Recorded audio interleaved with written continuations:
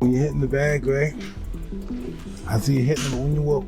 I want you to do like this. Boom, boom, boom, boom. You keep for boom, boom, boom, boom. How long you can do that? 1, 2, 1, 2, 1, 2. The combination, boom, like punch. Boom, boom, boom, boom. Flip, jab you. Boom, boom. Punch through the bag.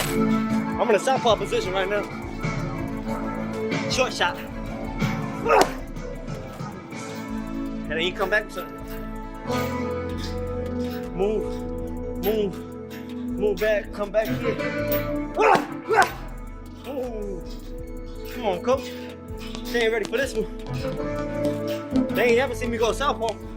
Now have they? Nope. The first day he started. Mike Tyson just handed Teofimo Lopez the keys to destroying Shakur Stevenson's perfect record. And what he's teaching him could completely change how this fight goes down. We're talking about the legendary peekaboo style, the same technique that made Tyson the most feared heavyweight on the planet. But here's the thing nobody's talking about. This isn't just about copying moves. Tyson's breaking down Stevenson's weaknesses and showing Lopez exactly how to exploit them. And after seeing what they've been working on behind closed doors, I'm starting to think this fight might not go the way everyone expects. Try not to pull it back too far. So let's break down what's really happening here. Tyson isn't just teaching Lopez some basic head movement and calling it a day. He's completely reconstructing how Lopez approaches defense. The peekaboo style is built around 3 core elements: constant head movement, keeping those hands glued to your face, and then exploding with devastating counters the second you see an opening. But here's where it gets interesting for this specific matchup. Stevenson's whole game plan revolves around maintaining distance, picking his shots, and staying just out of range of his opponent's power. The peekaboo style is designed to destroy exactly that type of fighter. It forces you to get uncomfortable, breaks your rhythm, and suddenly that perfect distance control becomes useless when someone's bobbing and weaving their way inside your comfort zone. The further you pull your hand back, the harder you punch, but it's not. Punching comes with relaxation, real good pinpoint accuracy punching. You can hit a guy with pop and boom. But wait, there's something way deeper going on here than just technique. Tyson's not just teaching Lopez how to move his head. He's getting inside his mind and rewiring how he thinks about fighting. Listen to what Tyson's been telling him. It's all about imposing your will, breaking your opponent's rhythm, making elite boxers feel uncomfortable in there. And that's exactly what Stevenson hates. Stevenson thrives when he can dictate the pace, when he can stay composed and pick his spots. But what happens when someone's constantly pressuring you, constantly moving, constantly making you adjust? That's when even the most technically sound fighters start making mistakes. And Tyson knows this better than anyone because he built his entire career on making superior boxers look ordinary by dragging them into his world. Knows the in and out about fighting, and it's just that we had to transfer that because he's using his legs and elbows and everything, and grabbing. So we kind of, I don't know, did a new foundation and made him more elusive. You know, made him more elusive. He throws his punches with just bad intentions, and I used to believe Now here's where Lopez's training gets absolutely wild. Every single day in that gym is structured around one thing: preparing for Stevenson's specific style. We're not talking about generic boxing training here. This is laser-focused preparation designed to counter everything Stevenson does well. Speed drills to close the distance faster than Stevenson can react. Focus exercises to stay locked in when Stevenson tries to frustrate him with his defensive shell. Discipline work to avoid falling into the traps that Stevenson sets for aggressive fighters. And you know what's crazy? Lopez is eating this up. His trainers say he genuinely loves being in the gym, loves the process, loves the challenge of learning something completely new. That kind of mindset is dangerous for Stevenson because it means Lopez isn't just going through the motions. He's actually absorbing and adapting to everything Tyson's teaching him. The obsession with footwork might be the real game changer nobody's seeing coming. Think about it. Stevenson's entire defensive system is built on maintaining perfect distance and angles. He knows exactly where he needs to be to make you miss and exactly where you'll be when he counters. But the peekaboo footwork completely disrupts that calculation. Constant movement, shifting angles, closing distance from unexpected directions. Suddenly Stevenson's computer-like precision becomes a lot less reliable. Tyson's drilling Lopez on balance, on creating angles Stevenson won't expect, on staying defensively sound while pressing forward. And from what we're hearing out of Lopez's camp, he's picking this up faster than anyone anticipated.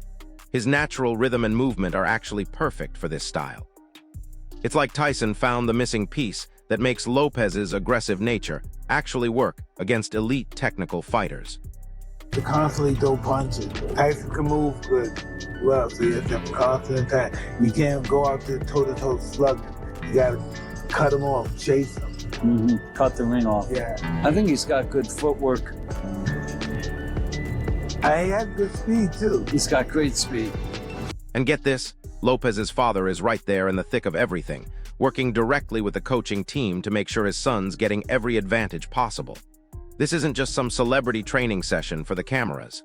This is a full family commitment to completely transforming how Lopez approaches this fight. His father's been studying tape, understanding the game plan, reinforcing the lessons Tyson's teaching. When you have that level of support and focus, when everyone around you is locked in on the same goal, that's when fighters make those breakthrough performances that shock the boxing world. And honestly, that's exactly what this feels like. Tyson isn't just training for another fight. He's preparing to make a statement that changes his entire career trajectory. Now listen to this part because it's crucial. Adopting a completely different fighting style isn't something you can just do overnight. Most fighters who try this end up looking awkward, hesitant, caught between their natural instincts and what they're trying to learn. But here's what makes this situation different. Stevenson's isn't asking Lopez to become him. He's taking Lopez's existing strengths and enhancing them with peekaboo principles. Lopez already has the aggression, already has the power, already has the heart. Tyson's just giving him the defensive tools and mental framework to make that aggression more effective against someone like Stevenson. It's not about changing who Lopez is as a fighter. It's about making him a more complete, more dangerous version of himself. You have to understand when you're first learning, and he's got a style all his own. Mike comes in, or if anybody comes in and teaches something new.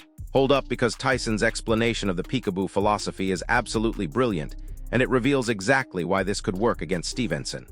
Tyson's telling Lopez that this style is built on pure instinct and opportunity. Every single opening, no matter how small, becomes a chance to attack. Hands stay high, head keeps moving, and you're constantly drawing reactions from your opponent. But here's the genius part. You're not just defending, you're turning defense into offense in real time. Slip a punch and immediately fire back. Step inside their range and unload. See a gap in their guard and explode through it without hesitation. And this is Stevenson's nightmare scenario because his whole game is built on controlling exchanges, picking his moments, staying safe while he picks you apart. But what happens when someone's constantly creating chaos, constantly forcing you to react, constantly turning your own offense into their opportunity? That's when technical fighters start getting overwhelmed. Considerations when you're moving your head, like you're trying to get your head out of the center line. No, well, you want to get out the center, but the objective for him to throw the punch before you can counter. Like if he throws the punch here, you count here, you go to here, and you're still on the outside. Yeah, absolutely, that makes sense. So you want them to miss, and when they miss, that's your opportunity. Absolutely. Sometimes you can punch while he's punching, you can throw boom at the same time. As he punches, boom, and you go down. Absolutely. It's all about moving after you punch. As soon as you punch, you're gone. Whatever it is, boom, side, whatever it is, you have to go. I love that foot movement. Is that? Meanwhile, let's talk about what Stevenson's bringing to this fight, because the hype around him is absolutely real. This guy has consistently proven he's one of the most technically gifted fighters in the sport today. His ring IQ is off the charts, his reflexes are lightning fast, and his ability to read opponents and adjust mid-fight is elite level. Stevenson doesn't just win fights, he makes good fighters look ordinary by controlling every aspect of what happens in that ring. His distance control is perfect, his timing is surgical, and his counters are devastating when they land. The contrast between his patient, calculated approach and Lopez's newly aggressive peekaboo style is what makes this matchup so fascinating. It's like watching a chess master go up against someone who's trying to flip the board and turn it into a street fight. I'd rather fight a guy who was trying to press me. It's one or two things I got to look out for. Okay, you trying to press me, trying to cut off the ring, and I know you're looking for power. I was always used to being on my angles, using the perimeter of the ring, and just, making dudes make mistakes and making them pay for it. But when you saying, nah, come get me, I need you to move around, that was a lot harder for me. My brain had to shift in a different way. How do you fight a good boxer or somebody that makes you not only think, but make you possibly come for them at certain points in the fight. Honestly, it's a game of patience. I think that you just gotta have patience, and sometimes things don't open up in the first 3 rounds or the first 4 rounds, but them things that may open up in the 5th, 6th, 7th, 8th, 9th, and 10th round. So I think majority of the game is come down to just having patience and being mentally strong enough to withstand the patience game, because good boxers are going to be both patient, and the one that's the most patient is the one who's going to be the most successful. But here's something that might surprise you about Lopez's training. His natural personality might actually be perfect for mastering the peekaboo style. His trainers say he moves around the ring with this natural rhythm, almost like he's dancing, and that playful energy is exactly what makes the peekaboo work. You can't be stiff or robotic with this style. You need that natural flow, that ability to stay loose and reactive while maintaining perfect technique. And Lopez has that in spades. His love for the training process, his enthusiasm for learning new things, his ability to stay light on his feet while throwing serious power. These are exactly the qualities that made Tyson so devastating with this style. When you genuinely enjoy the process of getting better, when you're not just going through the motions but actually embracing the challenge, that's when you make those breakthrough improvements that change the trajectory of your career. Entertaining cat, like everything is fun. It's a fun day every day, but it's serious when he's sparring. He gets down to nitty gritty, does his thing, just embarrasses a lot of the sparring partners. And again, I tell him, have fun in there. Like, just make boxing great again, make boxing fun again. Oh, there's a little one. Man, I've been working my ass off so much. His opponent is undefeated. He's a frigidity boxer. He jumps in, jumps out. But there's one thing we see that he don't do, and we'll tell you when we do it to him. I can't tell you now, but I'm gonna tell you later. Take over sports, coming soon. Yeah, baby, all day.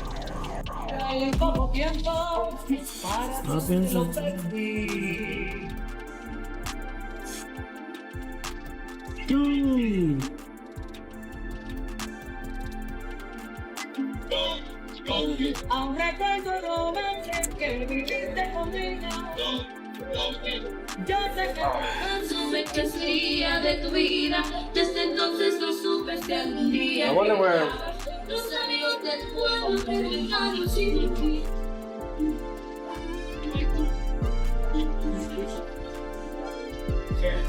Yo quisiera ser tu todo mi tiempo.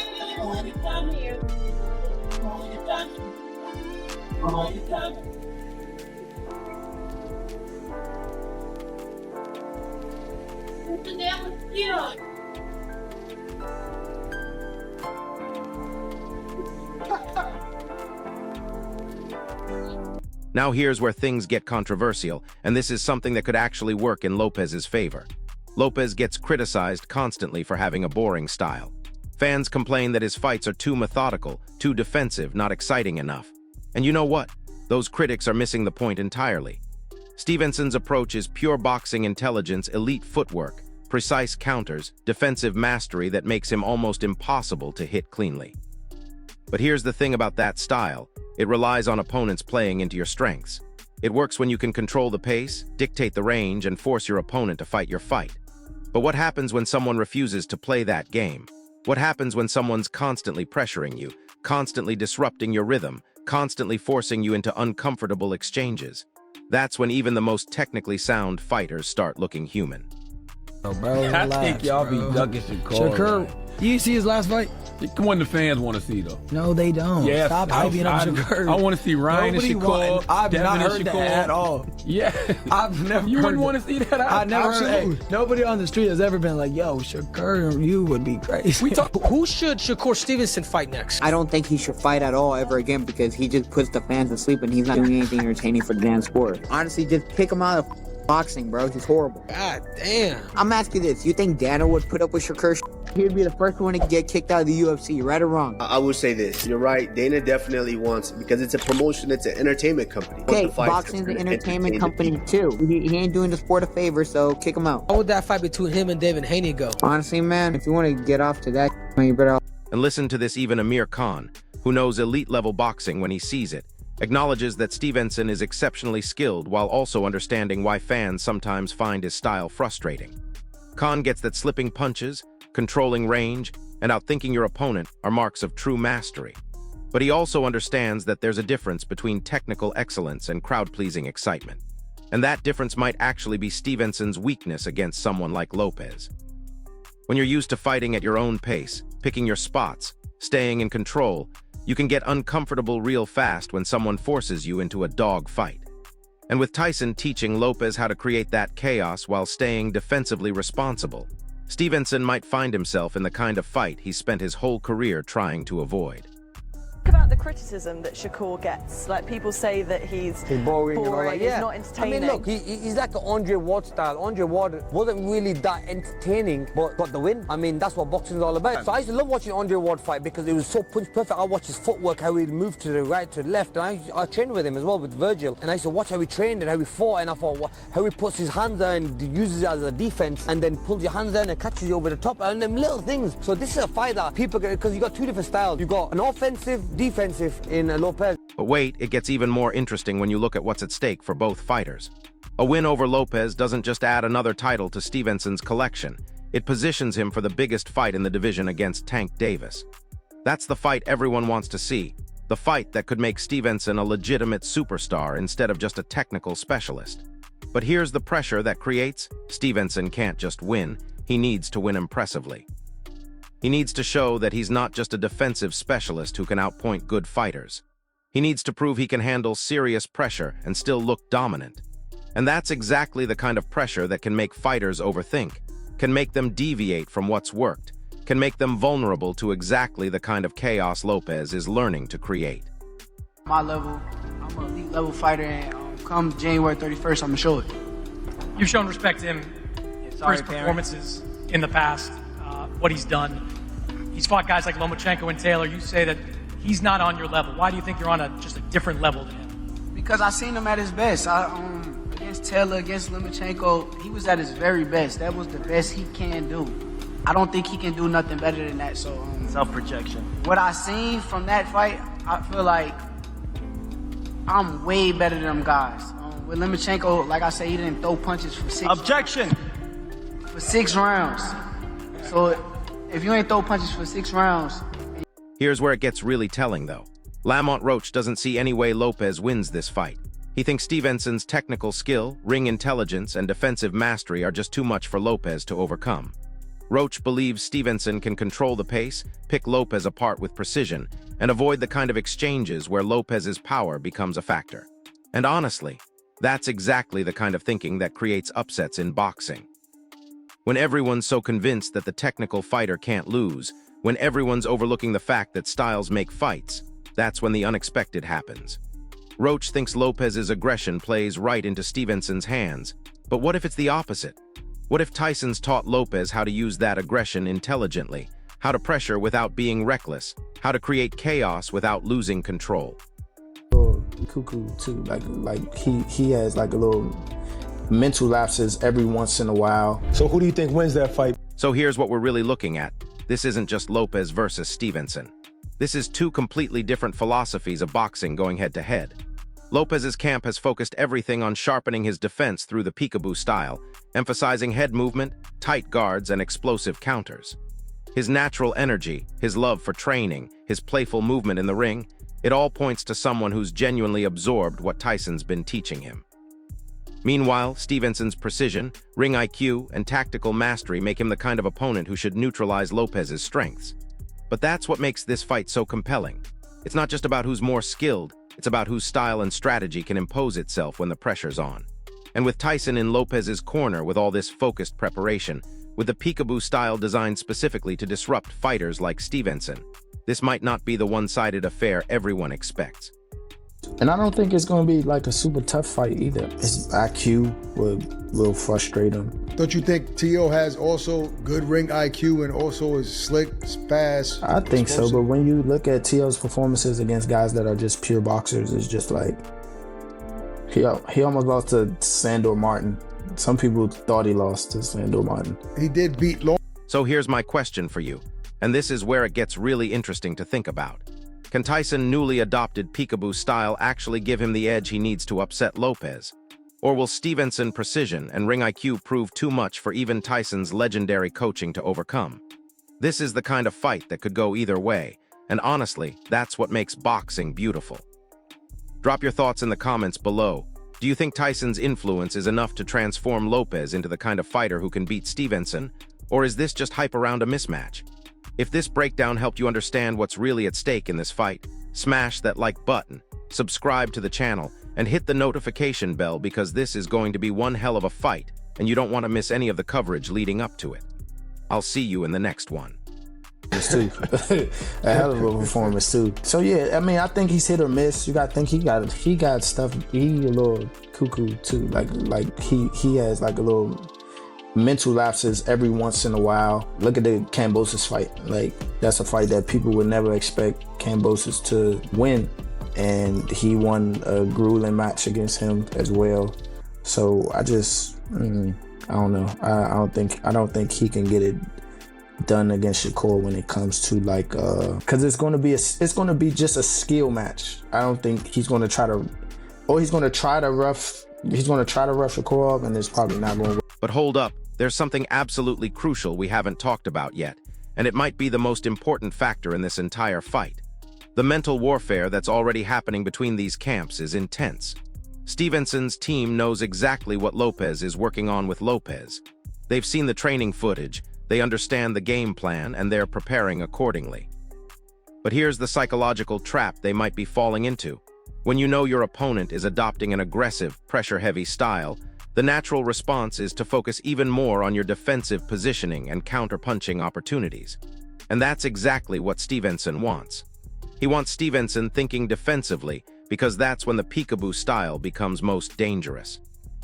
When your opponent is focused on not getting hit, they're not thinking about taking the initiative, and that split-second hesitation is all Lopez needs to explode into range and create the kind of exchanges where his power advantage becomes a real factor.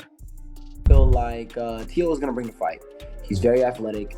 You know, he has a lot of explosiveness, and but I do feel like when it comes to Shakur, bro, his movement may frustrate him. The only thing that worries me when it comes to Teofimo is his frustration. Like, is he going to be able to work well with a mover?